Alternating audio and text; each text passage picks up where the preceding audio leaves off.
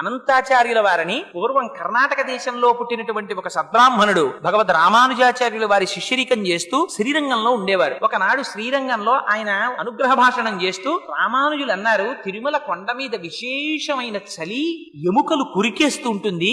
శ్రీనివాసుడు అలంకార ప్రియుడు, ఆయనకి నిత్య పుష్ప కైంకర్యం జరగాలి, తులసి కైంకర్యం జరగాలి. కానీ 7 కొండల మీద ఉండేటటువంటి దోమల, ఈగల, పురుగుల, విషక్రిముల భయానికి, చలి భయానికి ఎవ్వరూ వెళ్లి కొండ మీద ఉండి చెరువు తవ్వి మొక్కలు పెంచి పువ్వులు తీసుకొచ్చి స్వామి కైంకర్యం చెయ్యడం లేదు. మీలో ఎవరైనా వెళ్లి ఇందా పని చేస్తారా అని అడిగారు. ఎవ్వరూ లేవలేదు. అక్కడ చలిగాలికి భయపడి ఒక్క అనంతాచార్యుల వారు మాత్రం పైకి లేచారు. నేను వెడతానన్నారు. అంటే వెంటనే రామానుజాచార్యులు వారు అన్నారు, అన్నారు. అంటే ఓరి మగాడా అన్నారు. అంటే అక్కడ భగవంతుని యొక్క కైంకర్యం చెయ్యడానికి తనంత తాను ముందుకొచ్చి పురుషుణ్ణి అనిపించుకున్నారు.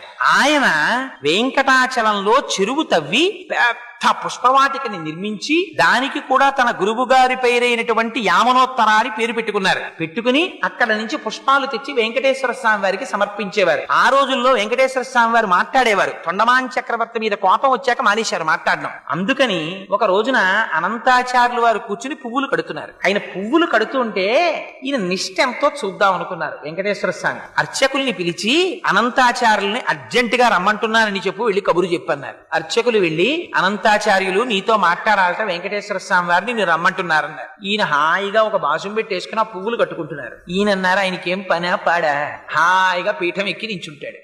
అందుకని వాణ్ణి వీణ్ణి అందరినీ పిలిచి కబుర్లు చెప్తానంటాడు. నేను ఒక్క అరగంట ఆలస్యం అయిందా ఈ మొగ్గలు బాగా విచ్చుకుపోయి రేఖలు ఉడిపోతాయి. అప్పుడు ముట్టుకుని కడితే రేఖలు ఉడిపోతాయి, అందం ఉండదు. అందుకని నేను మా గురువు గారు రామానుజాచార్యుల వారికి ప్రమాణం చేసి వచ్చాను, మంచి పూలదండలు కట్టి వెంకటేశ్వర స్వామి వారికి సమర్పిస్తానని. అందుకని ఇప్పుడు రాను, నాకు కుదరదన్నానని చెప్పారు. అంటే అర్చకులు అలాగే వెళ్ళి చెప్పారు, ఆయన రారటండి ఇప్పుడు. అంటే ఏం చేస్తున్నాడన్నారు. నీకు పూలదండలు కడుతున్నట్ట, మొగ్గలు పాడైపోతాయిట, ఆయనకేం పనా పాడా అన్నాడండి అంటే సరేలే అని నించున్నారు స్వామి. ఈయన తర్వాత పుష్పమాలికలన్నీ కట్టుకుని బుట్టలో పెట్టుకుని దాన్ని భుజానికి తగిలించుకుని లోపలికి వెళ్లారు. గుళ్ళో వెళ్లి ఈ పుష్పమాలన్నీ అలంకారం చేద్దామని గడప దాటి చేతిలోకి తీసుకుంటున్నారు. వెంకటేశ్వర స్వామి వారు మూతి ముడుచుకుని అన్నారు, పుష్పమాలలు మాత్రం పట్టుకొచ్చేస్తావు, అలంకారం చేసేస్తావు, కబురు చేస్తే చాలా పనిలో ఉన్నాను, పనా పాడా రమ్మంటాడన్నావుట, ఎందుకు వచ్చావు, నాకు అక్కర్లేదు, నీ పుష్పమాలలో పట్టుకుపోవాలి అంటే ఆయన అన్నారు, నువ్వు పుచ్చుకోకపోతే మానే, నాకు అనవసరం. మా గురువు గారికి నేను ప్రమాణం చేశాను, పుష్పమాలికలు నీకు సమర్పిస్తానని, కట్టేస్తాను,